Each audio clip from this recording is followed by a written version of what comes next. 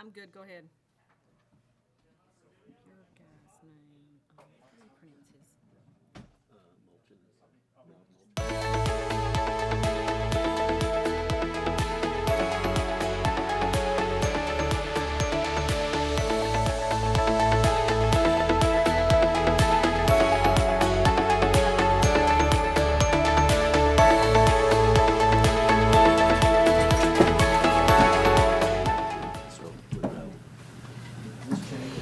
Good evening and welcome to our town council.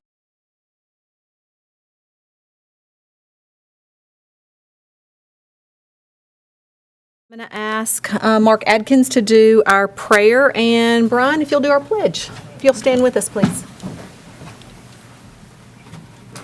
Father, we just come to you tonight with grateful hearts. We thank you for a community that we all enjoy and love to live in, Father. We also pray for those that protect this community, those that are out and putting their own lives on the line, and safety issues and things that, Father, we just pray that there's a hedge of protection around them as they do their work. All of our employees that keep our town looking as beautiful as it can. Lord, we just pray that you'll continue to watch over us as the leaders tonight at this council to make decisions that are wise for our citizens. We pray these things in your precious name. Amen. Please flag. I pledge allegiance to the flag of the United States of America and to the republic for which it stands, one nation under God, indivisible, with liberty and justice for all. Thank you, Mark and Brian. Miss Diane, first item is a proclamation. All right. Whereas April 2021 marks the 53rd anniversary of the passage of Title VIII of the Civil Rights Act of 1968, commonly known as the Federal Fair Housing Act. And whereas this act provides equal housing opportunity for all Americans, regardless of race, color, religion, sex, or national origin, as well as to ensure fair practice in the sale, rental, or financing of property. And whereas the Fair Housing Amendments Act of 1988 added new rights, remedies, monetary penalties, and strengthened its enforcement procedures. And whereas the Fair Housing Amendments Act seeks to provide equal housing opportunities to affirmatively further housing choices, to eliminate legal barriers to equal housing, and to emphasize equal housing as a fundamental human right for all. And whereas individuals in the city have the right to choose where to live without discrimination based on race, color, religion, age, sex, disability, gender identity, familial status, or national origin. And whereas the town of Smyrna fully supports the intent and purpose of the Federal Fair Housing Act, local fair housing laws, and follows policies and practices in order to achieve its goal. Now, therefore, by the authority vested in me as the mayor of the town of Smyrna, I do here proclaim the month of April 2021 as Fair Housing Month in the town of Smyrna, to establish as an inclusive community committed to fair housing, proclaimed this 29th day of April 2021. Thank you, Miss Diane. And do we have individuals here? Great. If you'll come forward.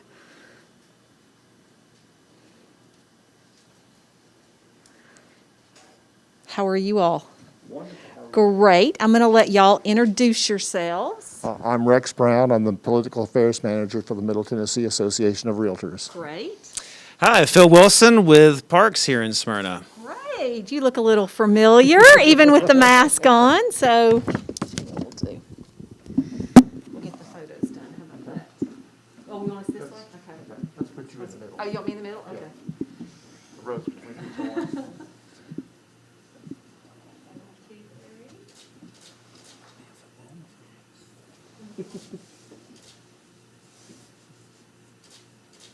That's definitely a road with two thorns.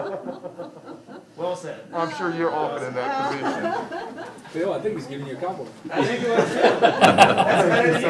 you go. I just want to thank you all so much for being here and for all that you do for our community and the community in which you live. And we look forward to seeing you again, I guess, next year. Yes, great. Thank you. Mayor. Thank Thank you, you. Council. Thank you. I missed you last year. How did you get through the window? Oh, sorry. Hey, last year was a crazy year. Rex, I took your microphone. Sorry. I know you've been waiting all year.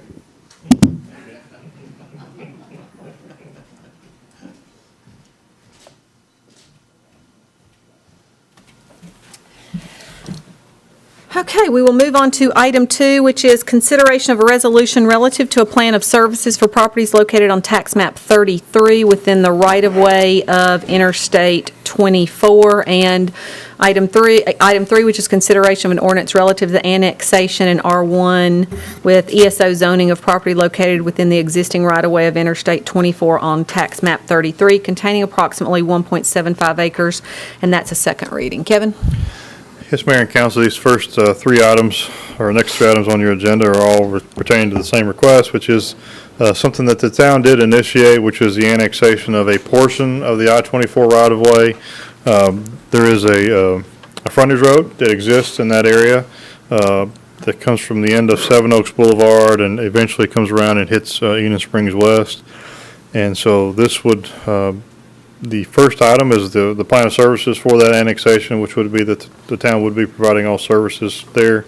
Even though we're not annexing any property other than the right-of-way, we are still required to adopt a plan of services.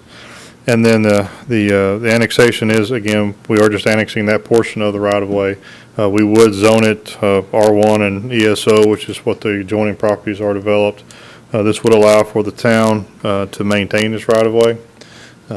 As well as police it and light it and those kind of things like we would other streets in town. So the Planning Commission did review this, did recommend approval, and staff would also recommend approval. This was an area that we've been having some real issues with, and I think we're hopefully going to be able to deal with a problem area of where people were illegally dumping and can make it a better part of the community. So questions about 2 or 3? Item 4 is our housekeeping item, which is a consideration of a resolution and memorandum of ordinance 21-13 relative to the annexation in R1 and ESO zoning of property located on tax map 33, comprising approximately of 1.75 acres. We will put that on the agenda. We'll move on to item 5, which is consideration of an ordinance relative to the rezoning of property located on tax map 33, parcel 41.00 to go from R4 with ESO to PRD with ESO, requested by Janet Abraham, containing approximately 1.98 acres. The property is located at 2090 Rocky Fork Road, and this is a first reading. Kevin? Yeah, this is the item that you all did defer last month, and so this would still be on first reading. This requested PRD is for 10 single-family attached units constructed in 5 buildings. As we said last month, nothing has changed with regards to the development once you looked at it on first reading. There were several items at the time that were remaining to be addressed, and so that is obviously, as you all are aware, why you did defer it. Did receive revised plans today, and so they have addressed most everything. There are still a couple of things, which are basically on your list, items 3 and 4. They have, I think they have addressed 3. They just didn't calculate it correctly as far as the required open space and the improvements in that open space. So I have communicated that with them that they still need to address that issue. The other issue is number 4. They have told me that they have addressed or tried to address that with TDEC. I have requested them to come out and take a look at the stream and everything. They have not done that yet. So they're still waiting on TDEC there. So the other items with regards to the setbacks, the fire hydrant locations, sidewalks, all those other things have been addressed. I will get those revised plans to you in your packet for the council meeting, so you have that to look at. But again, they really have addressed most everything we had asked them to do. at this time, so. If they get 3 addressed properly, and if they get, are you comfortable if 4 was not totally addressed? Yeah, because they're really waiting on TDEC at this TDEC. time, yeah. Okay. Other questions for Kevin? But don't you think TDEC could come up with a solution to this that's may not be feasible? I mean, Absolutely. it looks like it's a pretty serious. That certainly could be a possibility, yes. I think once TDEC comes out there, if they do determine that this is a stream that has to be protected, that could change everything with this development, yes. But so TDEC doesn't get out there before council meeting. How many times? We can only defer one time, is that correct? I'll defer that to Jeff on that, I'm not sure. For which type of, For the zoning, you're For talking about for zoning. zoning purposes. for the zone, there's gonna be the plat that you're, that you've got, more time for that if you've got issues with zoning. That's the way that I understand it, is that no we? Yeah, there's nothing in TCA that I'm aware of on specific, I was just only saying within our, There's no default that if you don't act in a certain amount of time that it's approved. It doesn't work. Not like a plat would be. So we can defer again if that doesn't get Yes. addressed. And I know this is asking you to look in your crystal ball, but any idea how long with TDEC? I really don't know. I don't really deal with him as much directly. I know, like I said, he has contacted them and asked them to come out and take a look at it, and I'm sure he's on the list, and they'll get to it eventually. Is that something we could at least ask them to see how long we thought that it might be? Sure. Okay. Yeah. I can see who he has contacted. He gave me a name, I don't recall exactly, Okay. or someone, Tom or someone who deals with TDEC Right. more often than I do might have a contact, and I could certainly do that. At least that would give us an idea at the meeting. I was gonna say, if TDEC didn't, if it were approved subject to TDEC approval, if TDEC came back and said we can't approve it, or TDEC came back and said we're gonna have to drastically alter, there'd be a drastic alteration to the site itself, would it not, the process stop at that point? It would, most likely, or they would have to withdraw and come back to you all or something like that. Well, Because even if they had to change it drastically, it would still have to come back to us for a change in a PRD, correct? that's what I'm saying. Yeah. Yes. yeah. So if it were approved subject to TDEC approval, if staff recommended it, then I don't know that we would necessarily, a deferment would be our only option at that point, is what That's I'm what you're saying. saying, Yeah. sure. Okay, anything else on this one? Okay, we'll move on to item 5, which is consideration of an ordinance relative to the rezoning of property located on tax map 50, part of parcel 7.03, to go from C2 to PCD. It's requested by Rob Mulchin on behalf of Bob Parks. The property requested to be rezoned contains approximately 66/100ths of an acre and is located on 7 Oaks Boulevard, and this is a second reading. Kevin? Yes, Mayor and Council, this is a rezoning request on 7 Oaks Boulevard. It's about 300 feet from the intersection with Almoville Road. Land use plan would support an office, retail, multifamily mix here. Surrounding zoning is a mix of C2 and R1.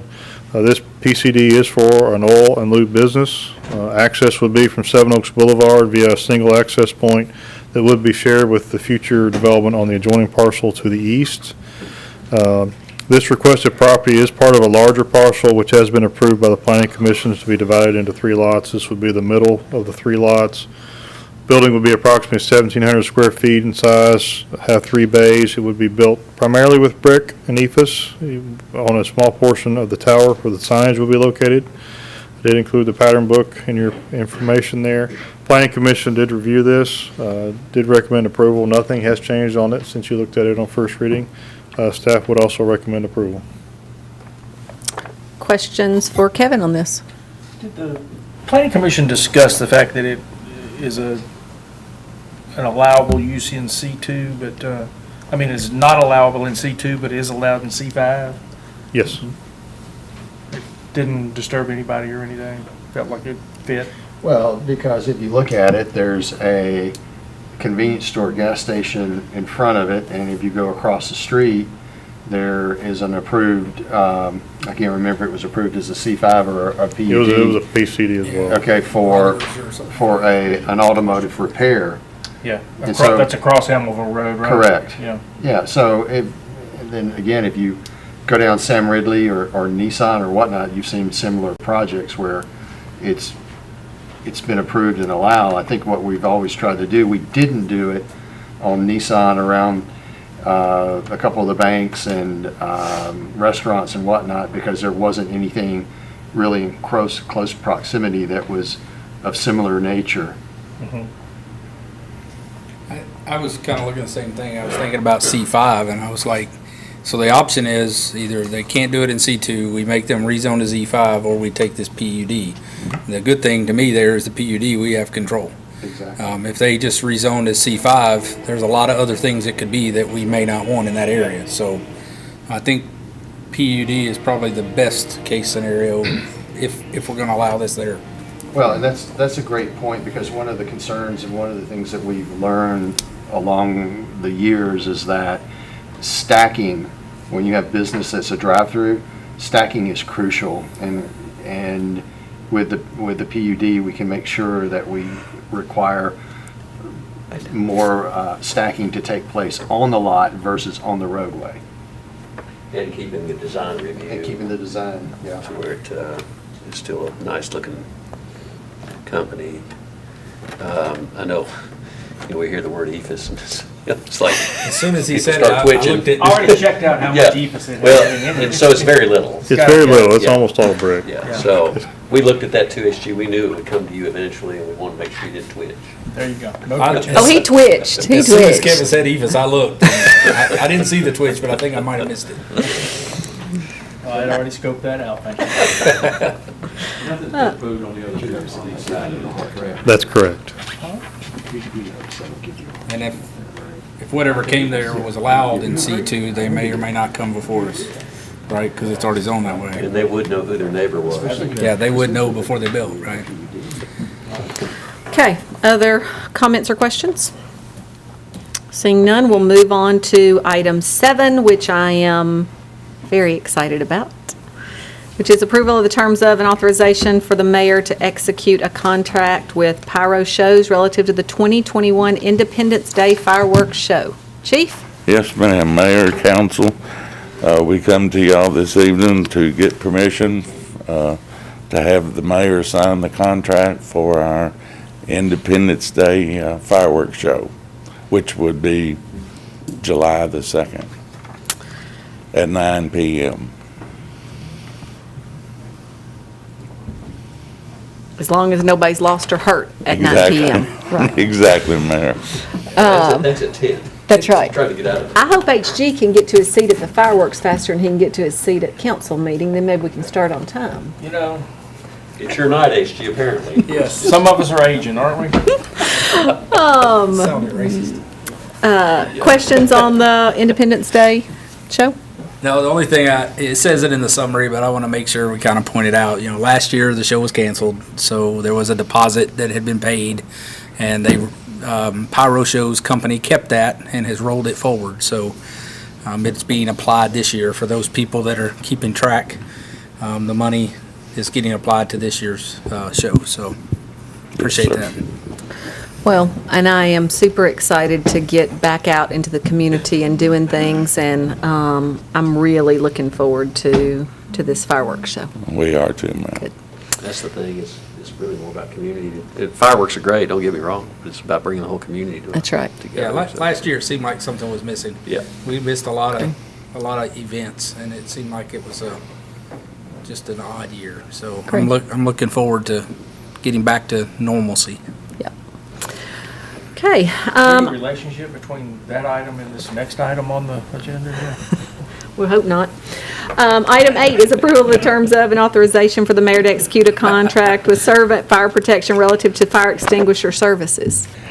Mayor, Council, this is one of our annual bids, one of our annual contracts, excuse me, and we had to go out to bid this year, and Servant Fire Protection was the lowest bidder, and we'd like to ask Council to give the mayor permission to sign the contract. We're not going to be having to use those at the fireworks show, are we? No, ma'am. Good. Okay. We're going to use flappers. Does this have, probably should already look cheap, but does this have like a 2 and 3 year option or? It does. If that'll do it, we'll come back for renewals. Right. But Is this a different company than we've been using? it is, sir. Okay. Did the old company choose not to bid, or? They did not, sir. You ran them off. Yes, sir, I did. Other questions for Chief? Okay, we'll move on to item 9, which is approval of the terms of and authorization for the mayor to execute a memo of understanding with Motlow College relative to emergency medical responder refresher classes. Yes, ma'am, council, this is a agreement for Motlow to hold a refresher class for 20 of our employees here at Station 2. And we would ask y'all's permission to give the mayor to sign it. Questions for Chief on this? Is this something we do every year or only when Yes, the ma'am, training is needed? Well, some of them come up at various Different times, but we try to do 2 a year. Okay. And they were doing them at the academy, and they stopped. So we reached out to Motlow, and they've been able to help us the last couple of times. Okay. Questions for Chief? Okay, we'll move on to item 10, which is approval of the terms of and authorization for the mayor to execute a contract amendment 2 with Itron relative to the AMI project. How are you? Doing well. How are you? I'm great. Good.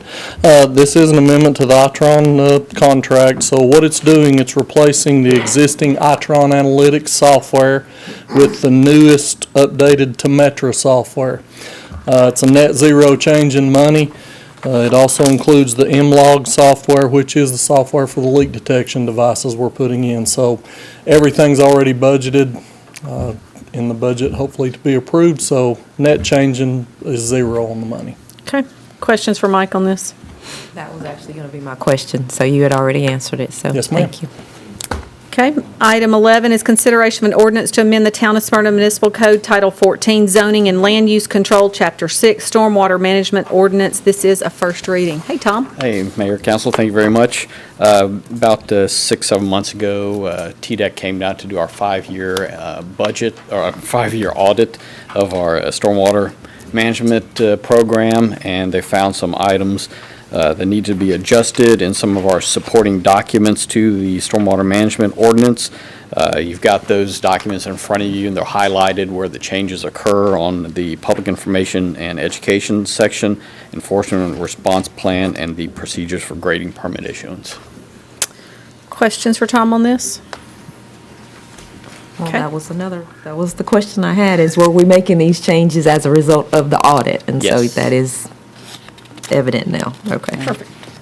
Item 12 is approval of the terms of and authorization for the mayor to execute a contract with Charles DeWeese Construction relative to the Lee Victory Recreational Park entrance project. Hey, Charles? Hey, Mayor and council, this is for the contract work associated with the construction of the Lee Victory Recreational Park entrance.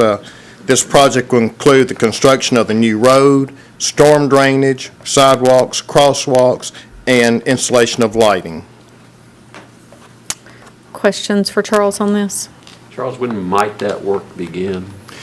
Hopefully in June, like I said, if the contract is approved by mayor and council in May, we hope to have our pre-construction meeting late May, early June, and hopefully they'll go to work at that time. So we're hopeful for a June Right construction around the start. time of our firework event, right? Well, hopefully it'll just Won't be that far along. Right, Yeah. it'll be just in the clearing and grubbing, because Yeah. this one, we'll be doing some tree removal for the project, but it won't have a lot of grade cuts or anything of that nature in it. And then from beginning to end, what do you think time-wise? 6 months, about November. We're looking to June to November for construction. Okay. Great. Okay, other questions? We will move on to item 13, which is approval of the terms of and authorization for the mayor to execute a contract with S&W Contracting Company Incorporated relative to the purchase and installation of 3 streetlights on Catherine Grace Drive. Mayor and council, this development subdivision was approved prior to our ordinance saying that it had to have sidewalks and street lighting. So this will just come back and put street lighting on Catherine Grace Drive. Okay, questions for Charles on this?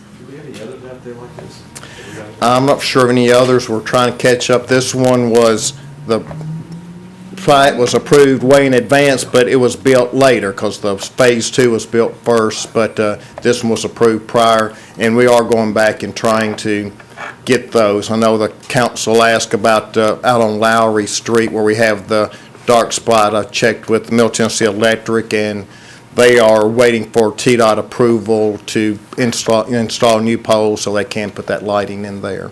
So we're trying to catch up on these places that were missed, prior to our ordinance change. Other questions? Okay, thank you. Item 14 and 15, consideration of an ordinance adopting the property tax rate for fiscal year 2021 through 2022, which is a first reading, and consideration of an ordinance adopting the budget for fiscal year 2021-2022, which is also a first reading. I get a little worried when you start taking your jacket off. Does that mean you're going to be staying a long time? Well, Mayor, I had 2 people ask me before we come in here and got started on how long it would take, and I think they were wanting some more information, so I thought it would be appropriate to take my jacket off. Was that HG who asked that? No, it was Mr. Peach and Mr. Strange. Oh. Maybe we should let them stay longer. So they're like that student that was in college with you when the professor said you were going to get out early but stayed and asked questions. Is that what you're saying? That's them. I'll try to. You were very supportive. Gotcha. I don't even see Mr. Strange. Is he out? Of course, he's already gone home.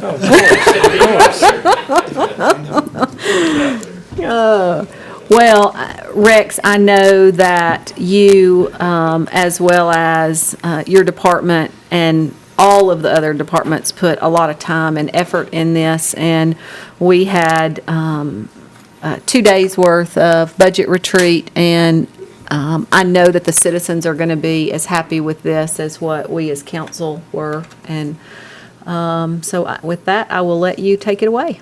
Okay. If we could, let's deal with 14, with the property tax, and get that out of the way. We want to establish the property tax rate for the fiscal year 21 and 22. Our recommendation is for the tax rate to remain the same from the prior year at 70.07 cents on each $100 of assessed taxable property. Great. Which is, I always ask you this every year, wasn't it that same tax rate in about 1950? I'm pretty sure that's what the PowerPoint that I Now you know why he gave. took his jacket off. I think 55. I knew it was in the 50s, so, yeah. It's pretty good. So, Pretty good. pretty good. So if we can put that on the agenda. We will that'd be absolutely great. put that on the agenda. And next, we have the ordinance adopting the property tax rate. And the ordinance and the detailed budget for the fiscal year 21-22 have been submitted for your consideration. As you said, Mayor, we spent quite a bit of time at the retreat going over the budget. And I have attached changes from retreat to first read spreadsheet for your convenience. It details the budget changes from what was presented at the retreat and some minor payroll adjustments from the Human Resources Department.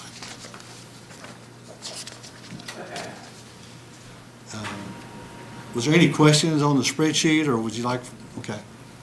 Council, any questions on the spreadsheet of the changes from retreat to now?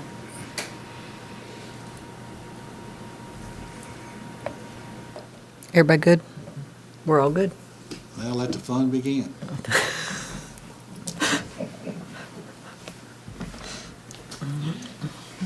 Okay, we just dealt with the property tax rate, and like I said, we're recommending it to stay the same.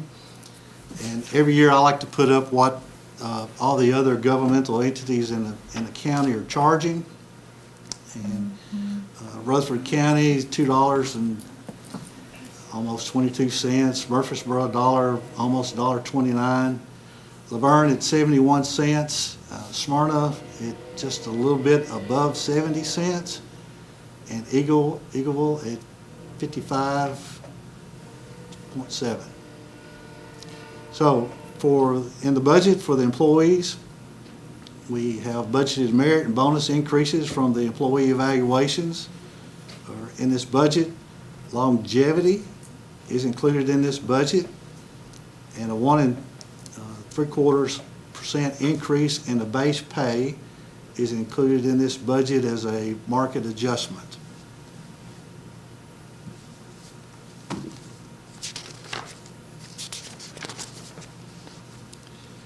We spent quite a bit of time at the retreat talking about the impact fees. We're recommending it to increase from 70% to 100%. These revenues will be used to help pay for capital projects related to the growth in the town.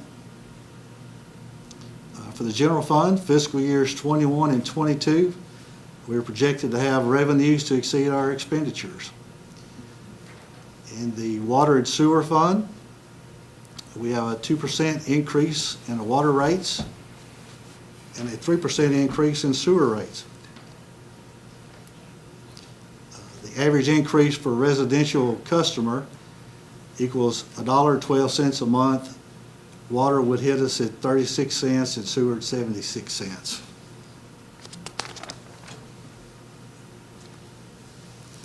Some other items of note: the Governor's Grant and American Rescue Plan Grant are not part of this budget. The Governor's Grant is part of the state budget. However, there's a lot of discussion on how much and if it will be passed by the legislature. The American Rescue Plan Grant seems to be primarily focused on broadband and utilities. There may be some money that we could get from that for the general fund, but I'm not anticipating a whole lot.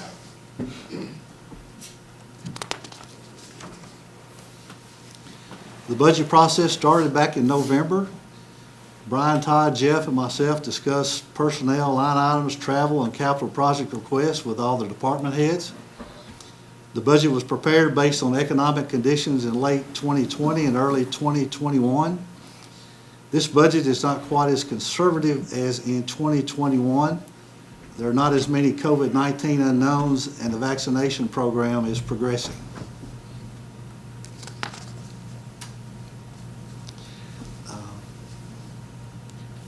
We have some what I call minor funds. I'm just going to kind of hit the highlights on the current part of the budget, and if you have any questions, just stop me and ask. But for the State Street Aid Fund, that's based on gas taxes, and if you let me stop and go back and talk about the format that it's in.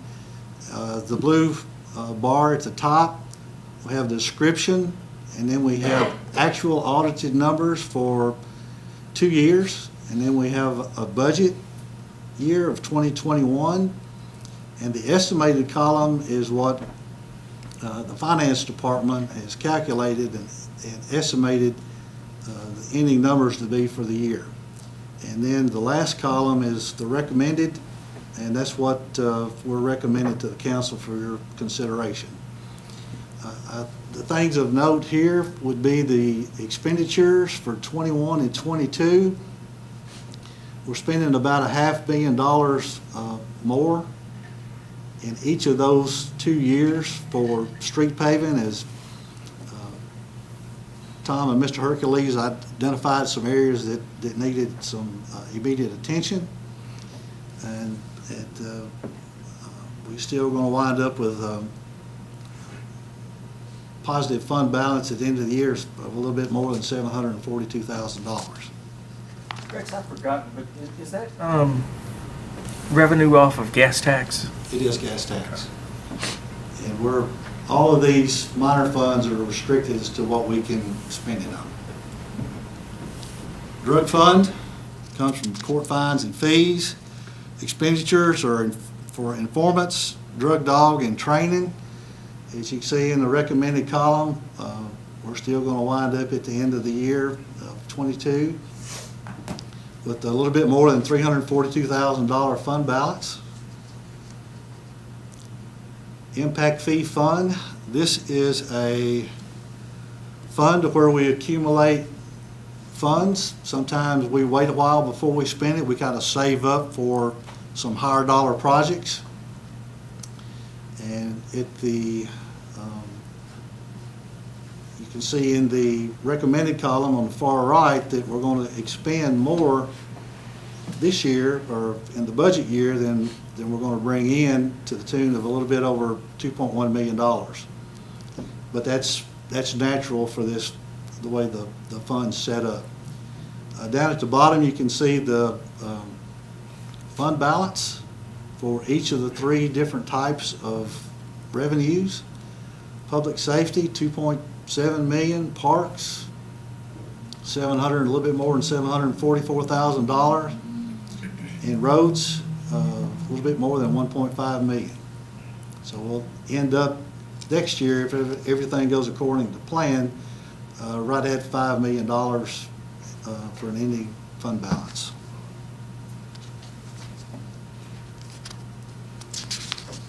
Stormwater fund, we'll just concentrate on the recommended column.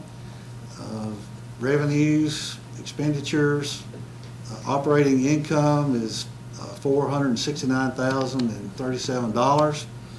And you can see there we have a transfer to capital projects of a little bit more than $2.5 million, which is going to give us a deficit there. But we're still going to wind up at the end of the year with a fund balance of a little bit over $1.1 million. Here's the capital projects. We have the Master Stormwater Improvement Project, and that is a project to install a system to manage water that drains through the Rotary Soccer Park. And the $400,000 is basically what we budget every year for smaller projects throughout town. Of those capital projects there, the thing to note is infrastructure and improvements is 91%, and equipment is 9%. Insurance fund. This is an internal service fund, which means our different funds are our customers, and we are self-insured. So this is where we take in and pay for our insurance. We have property casualty and workman's comp and medical that's paid out of this. Let's look at the estimated column. Under the expenses, this is a little bit higher claims year. We're estimating we're going to have a little bit of a spend more than we take in. 21-22 is basically a break-even year also, with just a little bit of a more expenditures than revenues. And we'll still have a healthy balance of $5.8 million at the end of the year. Debt service fund, that's a kind of what we call a zero-based fund, or an in and out. You can see in 2022 that the revenues equal the expenses, and we'll still have a little bit of a fund balance in there, but that fund balance is the note receivable from the airport authority. Capital projects fund. This was a zero-based fund, but this is now where we have been saving for future capital projects.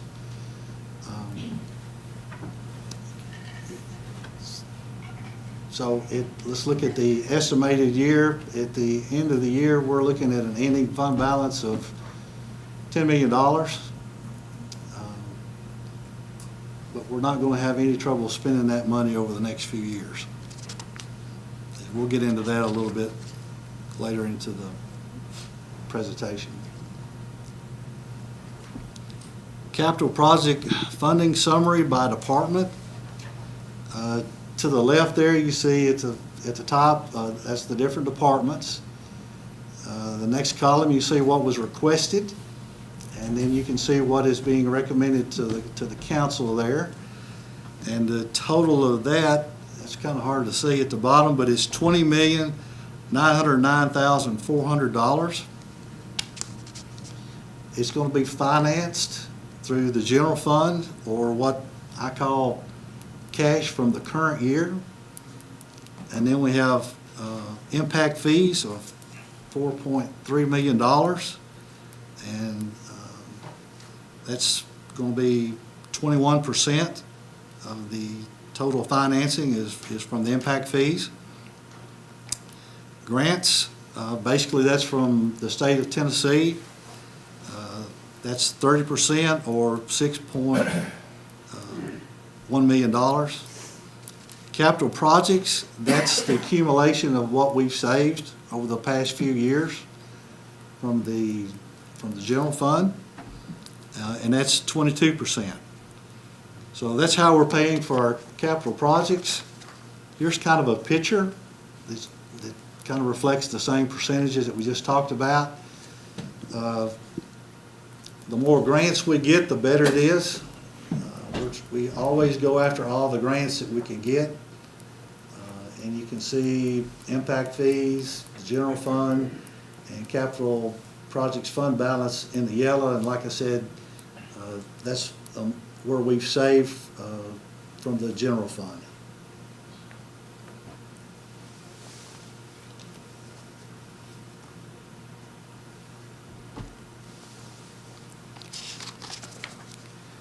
This is a slide that shows us how much we've spent in capital projects in different areas. I guess we'll start at the bottom left-hand corner, stormwater. We've spent a little bit over $3.8 million, which is 4%. Highways and streets, constitutes 51% of what we spent, and that's almost $48 million. General government, 6%, $5.3 million. Public safety is $10.5 million, and that makes up 11%. And recreation and golf, parks and golf, combines to be 28%. What's general government? That would be administration, planning, codes, finance, treasury, Gotcha. all the other departments. It's not specifically listed. Natural gas fund is an enterprise fund, which means it has to be self-sufficient. Its revenues have to be enough to pay for all of its expenses. We'll look at the recommended column, 12.1 million in revenue, 11.3 in expenses, which gives us a positive number of $865,553 in operating income. And then we have some non-operating revenues in there. And this comes down to be income before contributions and transfers of $872,853. Key indicators are down at the bottom, which gives us a positive net change in net position of $876,681 and a net increase in cash of a little bit over $431,000. Major sources of revenue, residential, commercial, industrial. The only industrial customer that we have is Nissan, and tap fees. And those revenue sources constitute 99.2% of the revenue.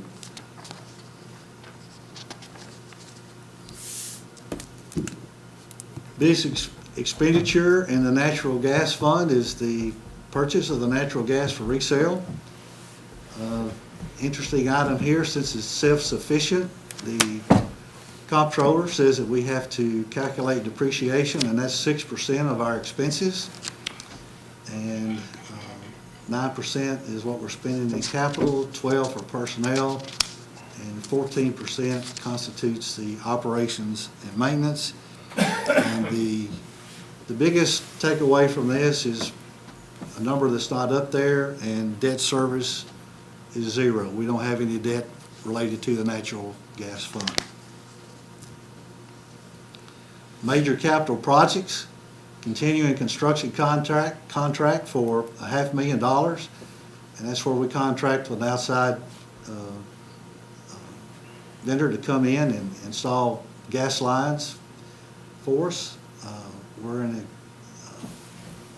heavy period of growth and will continue to be in that period of growth for several years, so that should be a recurring item each year. There's a bypass line for Nissan Gate Station, and we'll be running lines along the Spring Hill Road for that road project, and also for Jeannie Lane. Of the capital projects that we have, 97% of those are infrastructure, 3% are equipment.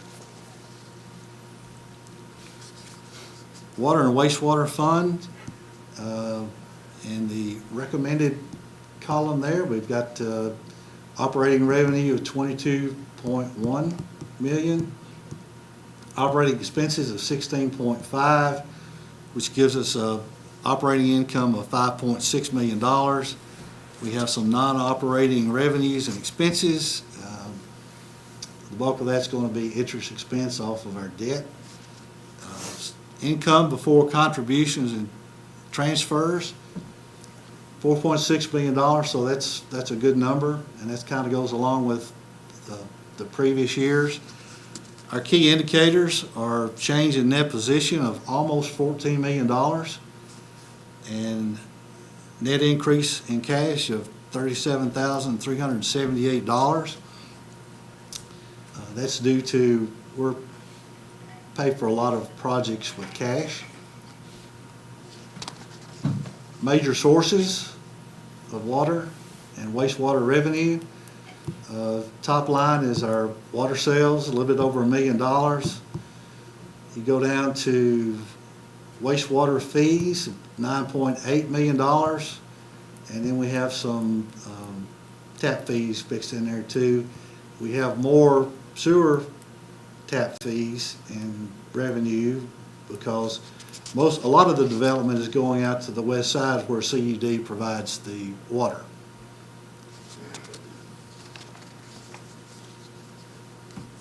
You can see where we have debt service of 13%.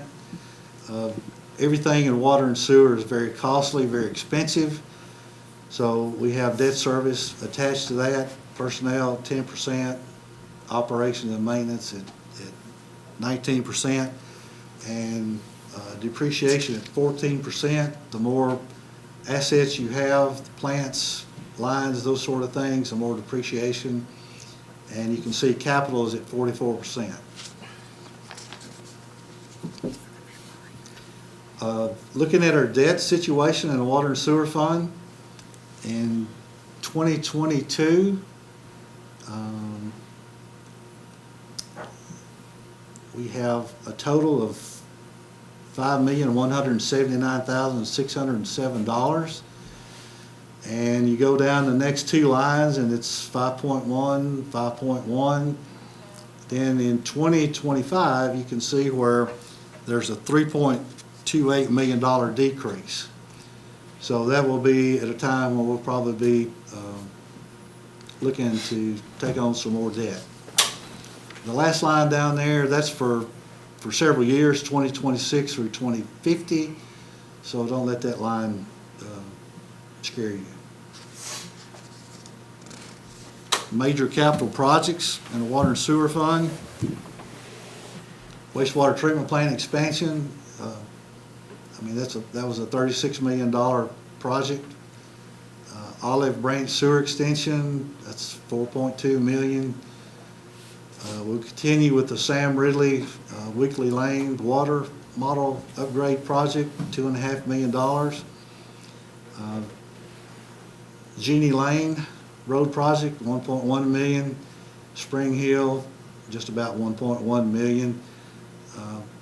We're heavily invested with obtaining loans from the state revolving fund loan. I think we've discussed that quite a bit. Those are a highly low interest rate program through the state of Tennessee. If you see revenue up there under source of financing, that will be paid with current year revenues.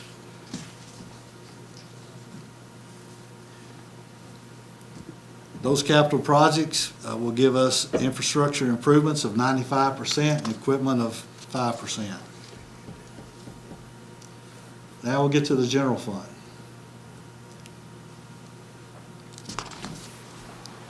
New personnel.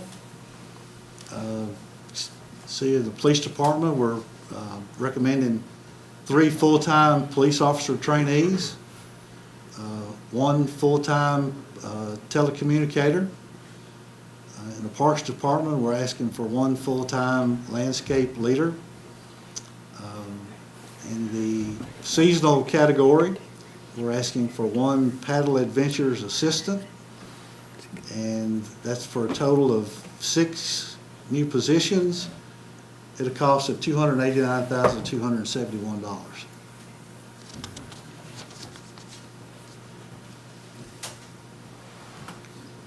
General fund will basically, it's the same format that a lot of these other slides are. 2 years of actual audited numbers, a budget, estimated, like I said, finance comes up with that, and then we have the recommended, which is the budget that you're voting on. For the 21-22 year, we're estimating or requesting that we believe that we'll bring in $47,680,446. You can see that's kind of in line with what has been in the previous years. You go down further in the 2022 year, we're going to have budgeted expenditures of $47,622,451. That gives us revenues over expenditures of $57,995, and that would give us an ending fund balance of $38 million, $38.9 million.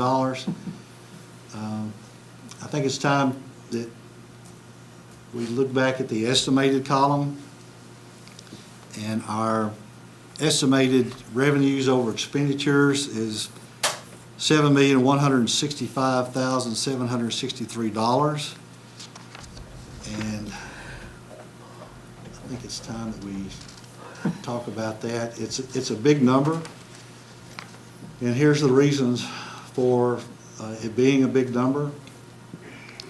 We had proceeds from the governor's grant and CARES Act grant, which come in at around $1.8 million. Those are grants that are non-recurring. I think the governor is talking about extending and having another year of governor's grant, but it won't be a long-term source of revenue for us. Rex, something there.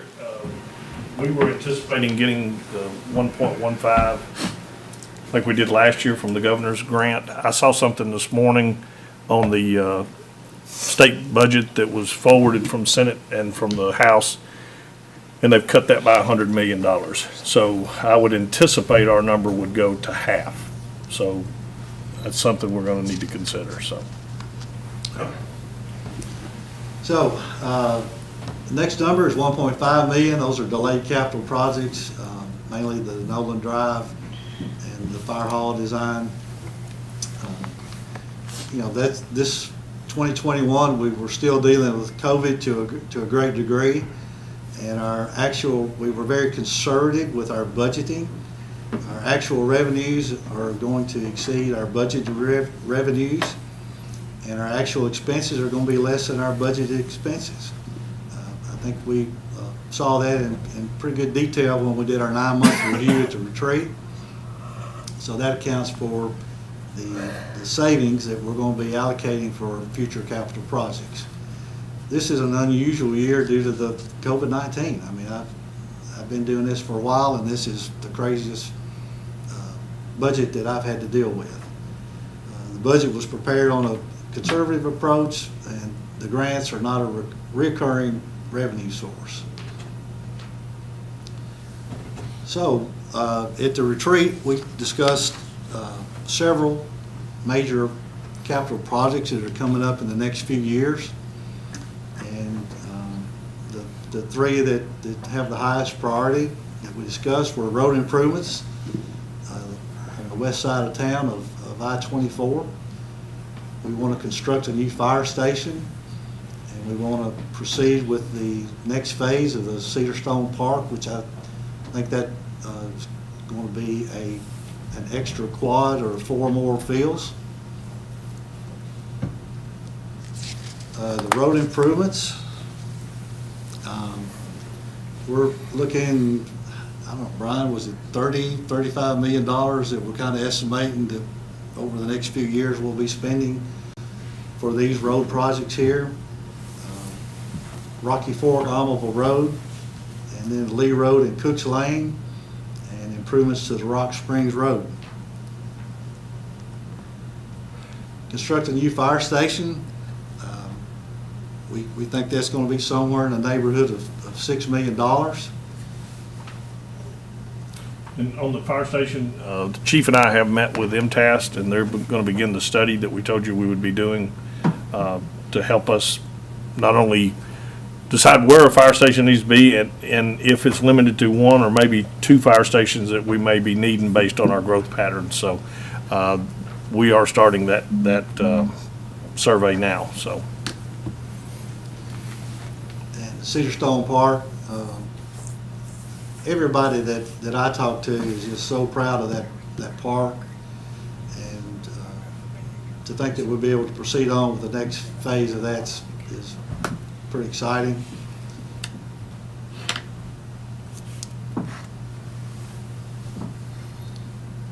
So the point of showing all those and talking, kind of attaching some numbers to it, we're going to be we're going to continue to try to save money.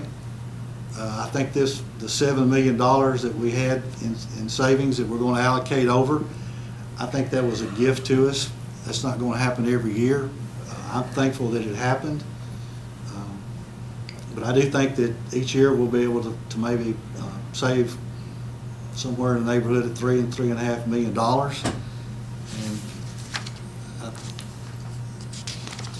I think, let's see. So, top 10 general fund revenue sources. You can see there that local sales tax is our top revenue source. I want to attribute some of that to Mr. Cole telling everybody to shop local. Shop local.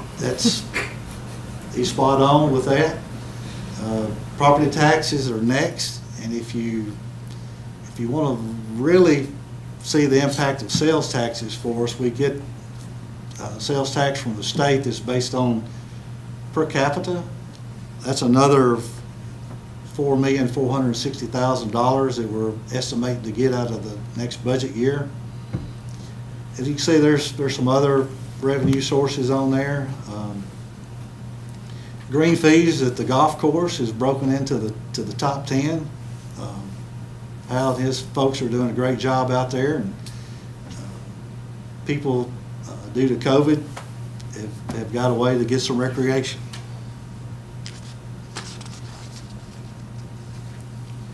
This is just a picture, a graph of sort of the same thing. It shows how important sales tax is, property tax number 2, state shared revenues constitute all this. Here's our operating expenditures by department. You can see that police and fire, if you combine those, that's 55% of our budget. Parks and golf down there constitutes 15%.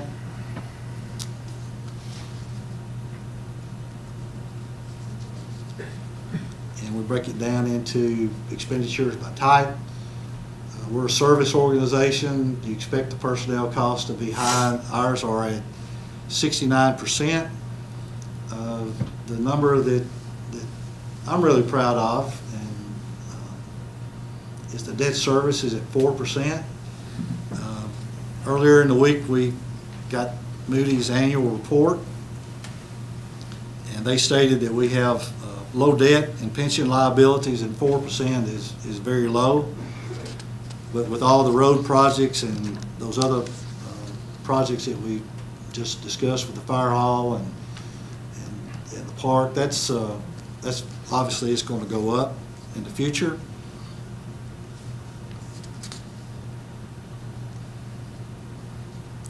Major capital projects in the general fund side, the street, Sam Ridley widening, we're going to continue that. There's going to be Sam Ridley intersection at Old Nashville Highway is going to be worked on. Lee Victory Rec Park entrance, that project will be done next year. Spring Hill Drive and Rocky Fork Almova Road, we talked about that we got some money in there for design for that, and $500,000 in there for an addition to fire station number 1. You can see a lot of road work. Capital projects by function, 74% of our capital projects are related to infrastructure, 14% equipment, and 12% buildings and facility improvements. Every year, this is not your typical department. This is health, welfare, and culture. No salaries related to that. It's just money that we spend with intergovernmental and community development and other nonprofit organizations in our area. Numbers are pretty much the same from year to year. We did increase the contribution to the Smyrna Limeball Library, and pretty much most everything else is the same.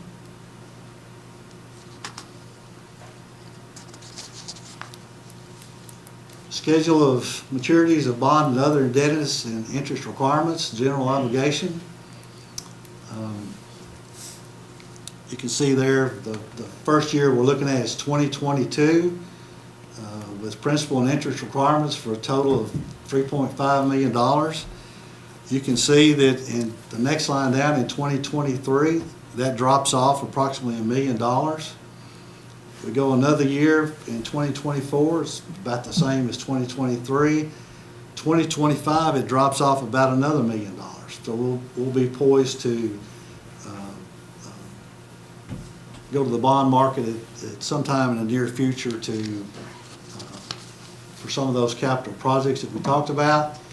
And it's really not going to increase our expenditures bottom line when we do.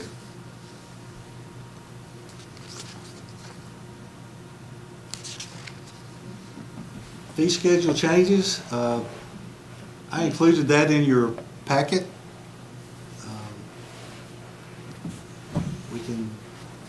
Looks like the golf course has got some small increases.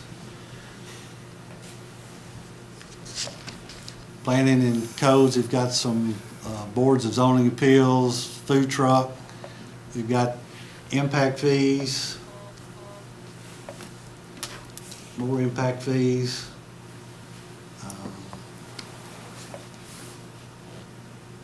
Utilities, wastewater. Those show where, as I said, it's going up 3% on the sewer side and the water side at 2%.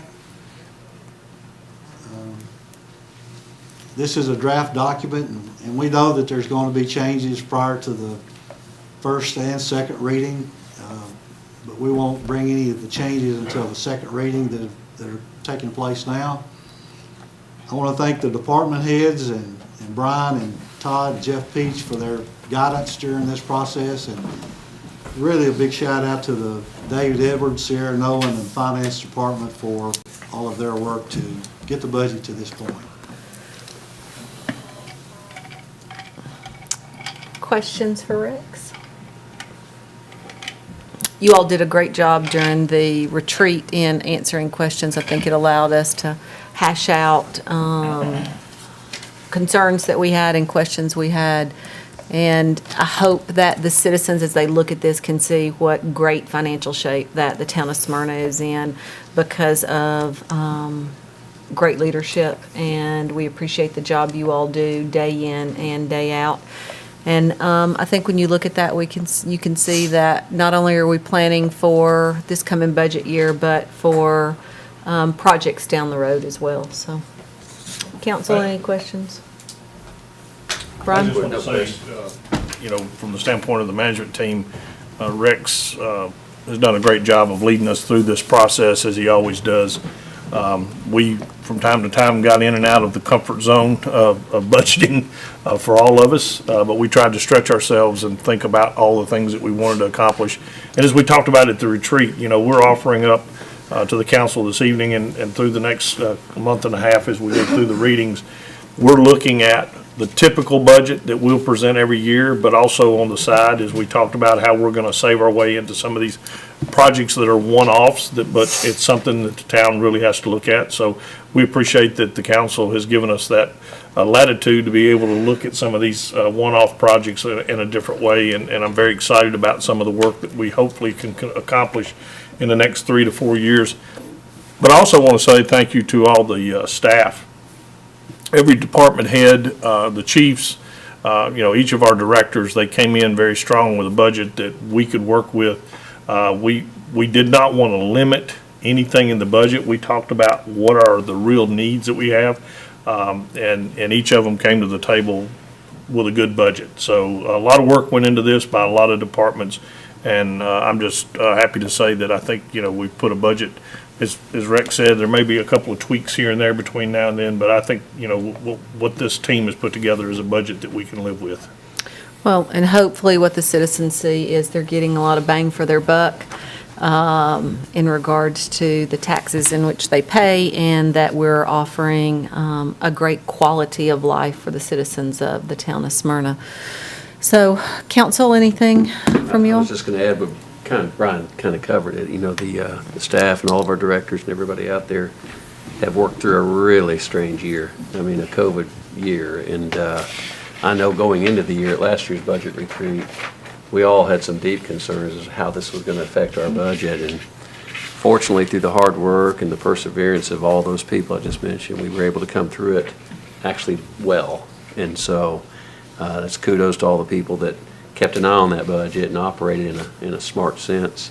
Watch the slides, looks like 24, 2025, we're paying down a lot of debt.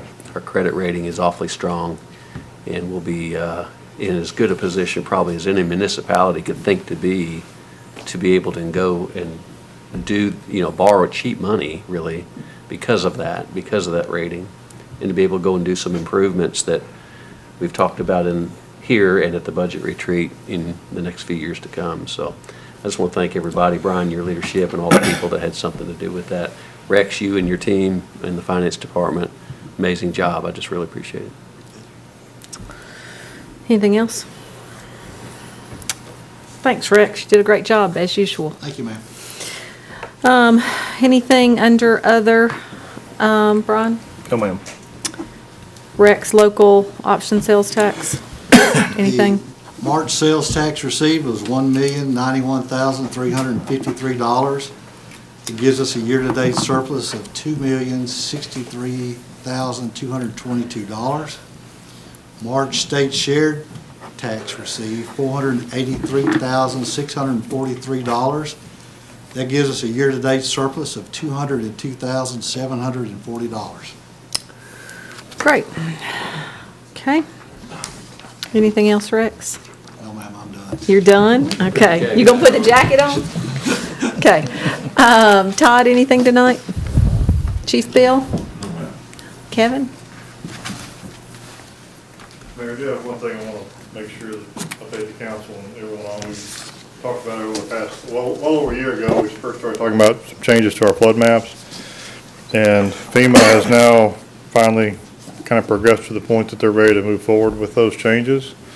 And they actually are not going to have the public meetings that we talked about a year ago, I guess because of code and other things. But they have are providing opportunity for people, if they want to look at the maps, revised maps, we have them here.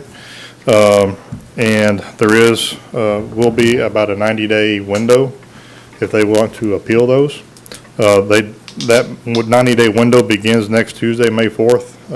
And so if someone wants to come here, see the maps, we're happy to show them. There are changes all over town, positive and negative for folks. And so we are more than happy to show them to them. If they do want to appeal, it can't be, my house is in the floodplain now, I don't like it, I want to appeal it. They have to actually provide a hydraulic study, some survey information with elevations and those kind of things that they can then send those to them.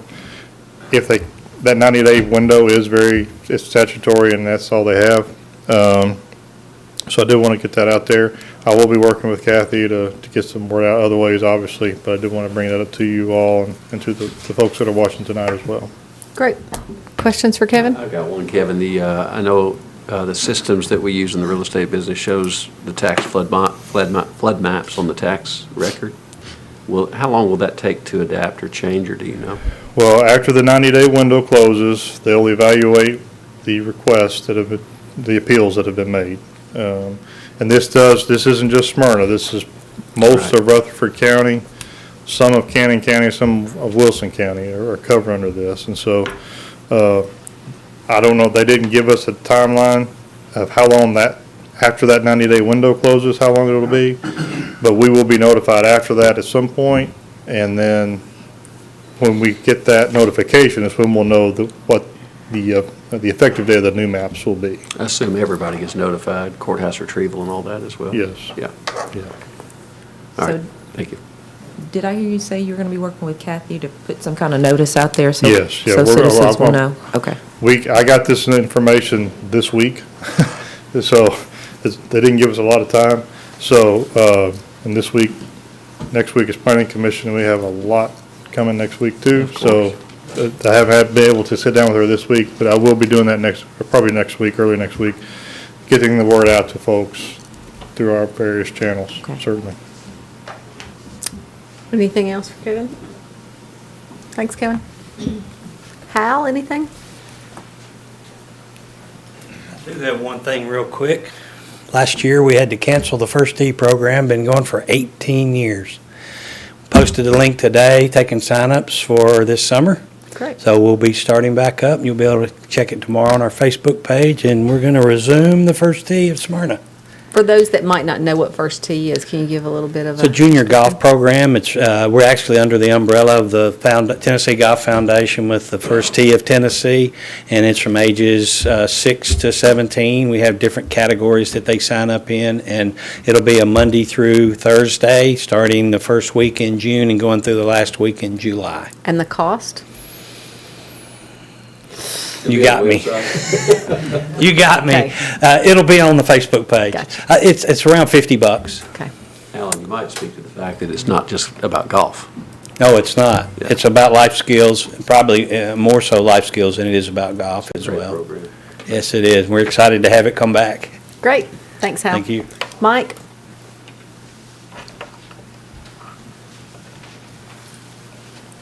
Mayor, Council, I just got a couple of things. First of all, the Freedom Playground over at Lee Victory Park, we're looking at the end of May. I know Kay will be calling around to make sure everybody's schedules are clear for that. We are presently waiting on some light poles, which are very elusive right now. And but as soon as we get those in, we'll be installing those and then doing some more grade work. So as y'all know, it's been a partnership not only with Rotary, but several different sponsors and donors, and even a lot of contractors we work with on a regular basis has kicked in. So it's been a good project. We're nearing the end. Just so you know, if you're asked, the actual playground structure is complete, but we had to wait on them before we could do a lot of the work, and that's what we're doing right now. Parking lot's been completed. We've got to put some curb stops in and some curbs and dirt work around that, but it looks great. So if you get a chance to ride by there, I would encourage that. Also, Brian asked me if I'd update the council on our park board. So we meet every month. and talk about things in recreation, really the town. So the two topics we covered at our last meeting was Cedarstone Park, the revenue that we're making out there. This was the first year. We opened last June, but we didn't run 4 fields until this spring. So we charge a tournament fee. It's an upcharge because it's turf out there. And we've already made, just off tournament fees alone, just around $13,000. We've had 2 tournaments canceled due to rain, which is common this time of year. But things are going well out there. We're playing when most people aren't in the spring season. But we talked a lot about that and really anxious to go through this full year and see what sanctions work best, what tournaments work best for our town. But as you guys know, our priority is always our league. And if any of you's been out there on a league night, you'll know that it's a lot of people out there. We've actually added some parking areas out there. We also discussed football in our community. We've got a new league coming to Smyrna. It's the Stewart's Creek Football League. And I know there's some talk out there and some signage, so we wanted to update the park board about that and just discuss kind of where we go from here type thing. We've got one service provider in our town for football, and that's our Smyrna Youth Football League, and we work well with them, but we realize we're a growing town, so we discussed some of the processes and partnerships opportunities there. And that is it. Questions for Mike? So the Stewart's Creek Football League is a nonprofit organization that you're going to be working with? Yeah, they're working on that nonprofit right now. Okay. We won't be providing them a field. They're going to use the high school, from what I understand, and work out there. Yes, ma'am. Is it age restricted, Mike? I think we've got some former football players on the council. Is it what now? Is it age restricted? No, sir. I think you can, maybe they'll add an adult league, or I'm not going to put an age in there. I was just thinking about my friend Tim over here. Yeah. Oh, I'm sure He might want to suit back up. Yeah, I think it's a good idea. Ship has sailed. All Thanks, right. Mike. Yeah, thank you. Chief?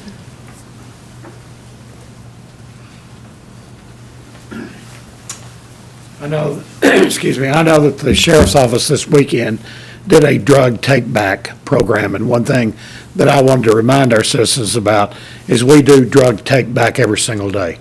And in fact, for the first 3 months of this year, we brought in 113 pounds of prescription medicine that our citizens have dropped off at the police department. So again, I just want to remind our citizens, it's out there. You don't have to do it on a specific day, but it's there for you. Great. And that's it. Thanks, Chief. Thank you. Rex, you're all done. Anybody out there? Well, You I got could something? say that the budget, I think it got loaded to the website today. If not today, it'll be up tomorrow. Great. What about nobody in the hallway? Miss Diane? So far this month, we issued 67 new business license and 717 renewal license. And we're also working on our status report, comparing that with our businesses in Smyrna. Great. Been busy. Brian? Mayor and Council, I have just a couple of things. I did receive a nice card from the Mabry family acknowledging our acts of sympathy for the family loss.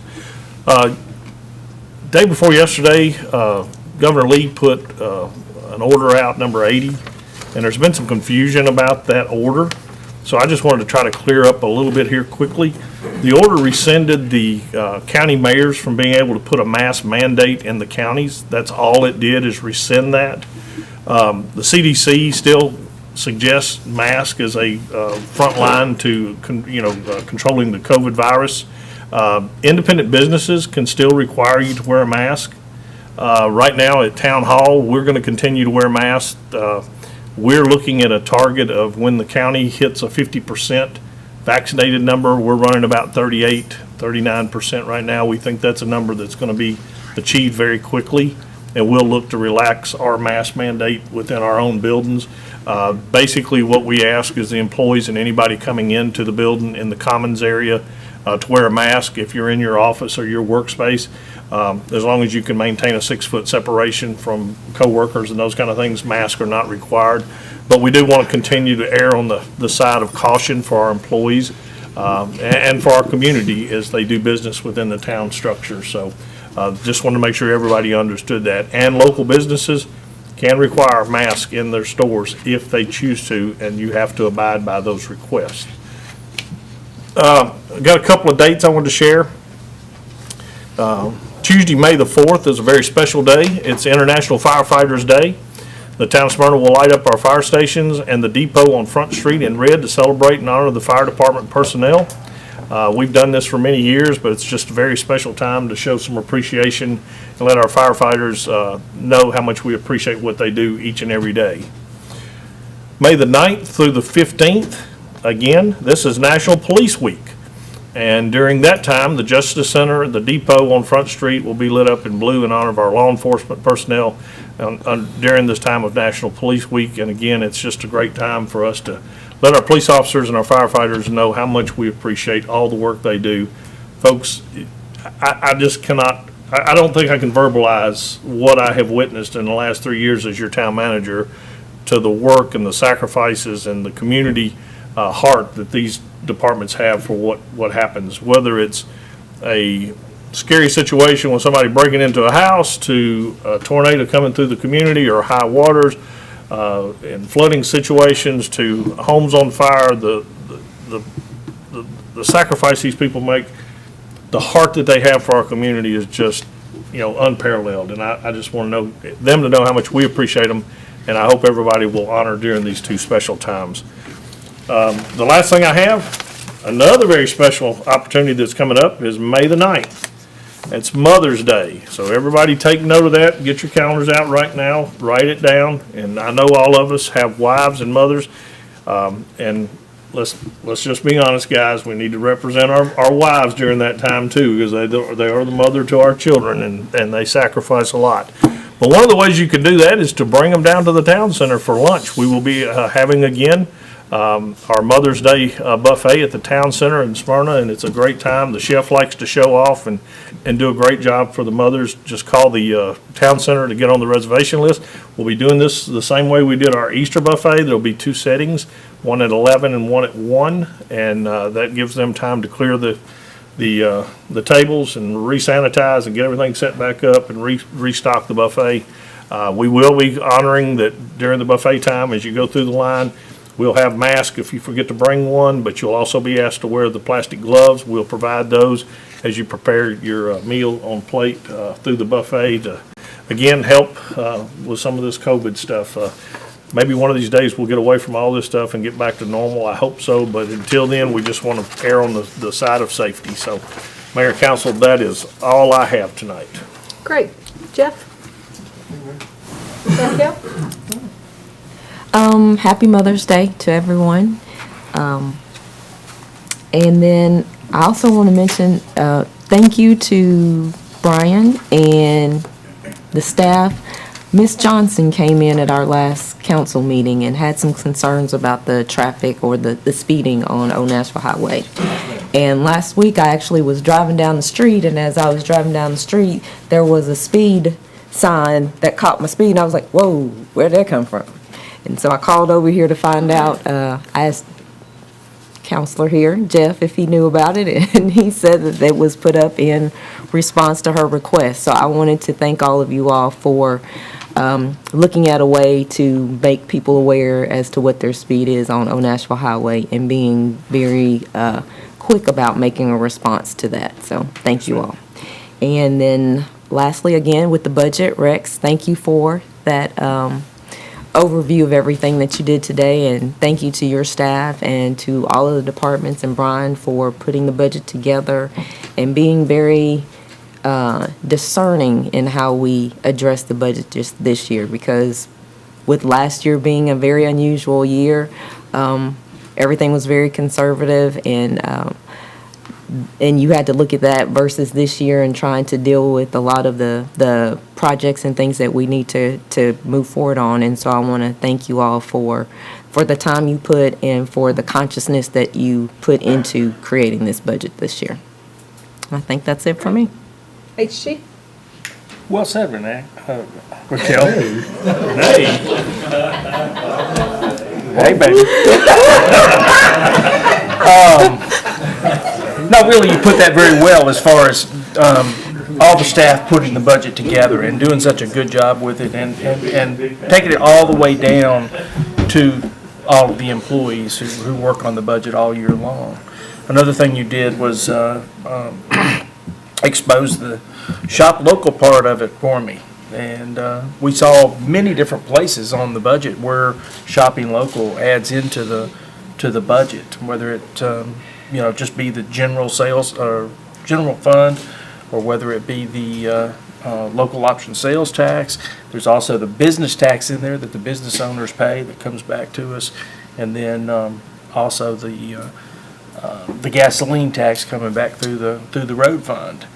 Another thing in talking about what the shopping local does is plows the money back into our youth leagues and such as that. We talked about Cedar Stone Park a lot tonight, and that league out there is supported by our local business people, just exactly like all of the other leagues, whether it be the soccer or the basketball or whatever.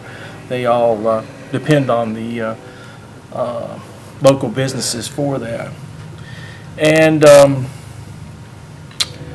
outside of that, I guess, just be kind. And happy Mother's Day. I said that last time, remember? Oh, did you? Yeah. Okay. Well said, RG. Tim? No, I think Renee and Fred here. Can't add anything to that. Jerry? Also, happy Mother's Day, and Rex and all of you, thank you for all you guys did for getting this budget together, and I'm hoping we'll pass it and no tax increase, which is again nice. But the one thing I really want to talk about tonight, and I'm sitting there trying to decide whether to talk about it this time or next time, is the Boy Scouts of America has every year they do a fundraiser, and they the funds they stay local, and they go to help out kids that want to go to the camps and those types of things. And that's going to be coming up next Wednesday. And along with that comes an award that's given to, it's called the Good Scouting Award, and it goes to someone who has done a lot of work and helped to promote kids and those types of things, and helping them throughout the years. And this year, as the mayor knows, her dad is going to be awarded with that. So I just want to say congratulations to Coon on that. It's no secret. It's been out for a while. So congratulations to him. And if anybody does want to help the Boy Scouts through this, they will be glad to accept anything that somebody wants to help with. Mayor, that's what I got. Great, thank you. Steve? I'll echo what everybody else said for the budget, Rex. That's every time you're going through it, I'm kind of looking at numbers and kind of, that's my thing. I'm comparing this and that, and I see a lot of things going on behind the scenes to make the numbers say what they say that maybe I don't think people really appreciate as much. So I appreciate the time and the effort you guys put into it to make everything seem to work and balance like it needs to. So I appreciate that. Want to also say condolences for the Whetstone family. Winnie Whetstone lived over on Chevy Chase Drive and passed away this week. I believe she was 92. Her sons, Dale and Danny, are both local. Dale and I have worked together for a lot of years, and so it was a little unexpected, but she went peacefully, and they have a celebration of life, I think, planned for her for Saturday. So the Whetstone family, my condolences, and that's it. Thanks. Congratulations to Coon, and there's a man right there that can probably accumulate a lot of honors just from the years he served here in the town. I noticed that the History of the Town program is looking like it may kick back up. We've got some people from the community getting ready to sit back down and do the stories and the videos and things like that that'll come from that. Also, for those of us who have been in Smyrna a long time or went to Smyrna High School, most of us may remember Miss Sherry Price. And today's her birthday. So I don't know that Sherry even watches our channel, but I know there's a lot of people out there publicly that know Miss Sherry, and she was like everybody's favorite teacher. So wish her a happy birthday. Also, Farron Todd's mother passed away this week, Millie, 83 years old. So just want to send condolences to Farron and his family on the loss of his mom. Speaking of Mother's Day, that's coming up, as everybody's mentioned. I'm one of those people that no longer have my mother here on earth with me, and Connie, my wife, doesn't either. But Connie's a great mom, and I just want to reach out publicly and say, man, I appreciate who she is to our children, and as a wife, she does an amazing job. So happy Mother's Day to all the mothers and to my wife, Connie. That's all I have. Great. Housekeeping item for me, our Top Gun Night Run registration is open, and you can visit the town's website to learn more and to register. We are looking forward to this. It's going to be November the 5th at 7 p.m. 7? 8 o'clock, okay. At 8 p.m., but we do encourage you to go ahead and get registered because there are a limited number of spots. I want to thank our state delegation, and we had them down week before last or last week? The state delegation. Last week? 2 weeks ago. We had them down to have discussion about things that were going on here in Smyrna, and they talked a lot about things that were going on in Nashville that pertain to us here in the community. But I want you all to know what a good working relationship we have with those individuals and how much we appreciate them coming down to meet with us. Anything else tonight? Happy Mother's Day, and we are adjourned.